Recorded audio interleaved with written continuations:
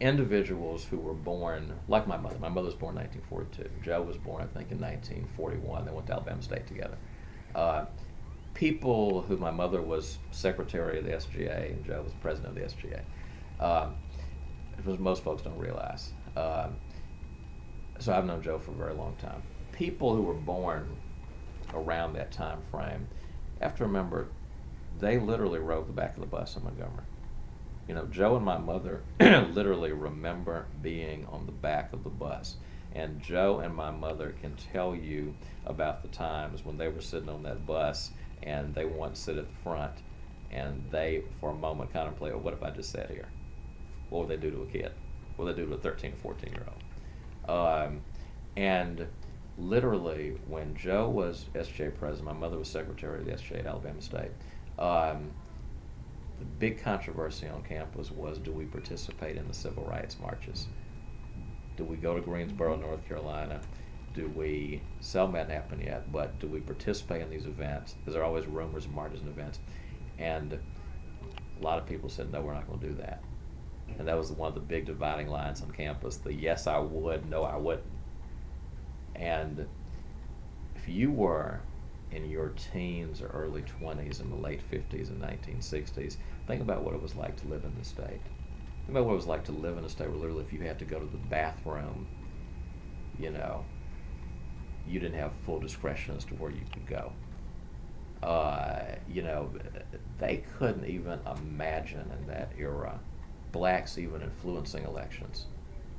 You know, Lowndes County and Perry County for years had black populations that were in the majority. Back in 1901, blacks were the majority in some of those counties. They would have like 8 blacks registered to vote. And if a black went in to register to vote, I love the old Fred Gray story. When Fred Gray came back to Alabama as a very successful law student, passed the bar in several places, he came to register to vote in Tuskegee. And at that time, they would give you a literacy test. And the literacy test consisted of a variety of questions that they would draft, and the black folks were given one, frankly, and the whites were given another test. So Fred was asked during the test, sir, tell me what the Privileges and Immunities Clause of the Constitution is. Fred knew that, law student. Tell me what the Reconstruction Amendments were, 13th, 14th, or 15th. Fred knew all of that. Several other questions about constitutional political theory.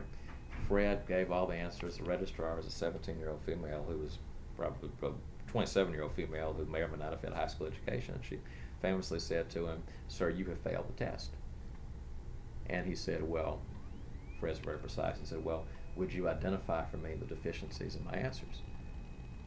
And the registrar told him, yeah, I can understand anything you said. So that's the era in which people born in the 1940s grew up.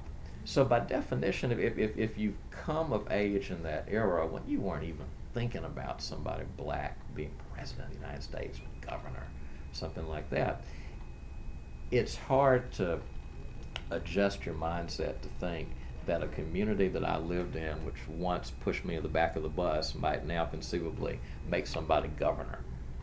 So I'm not at all a president or something like that.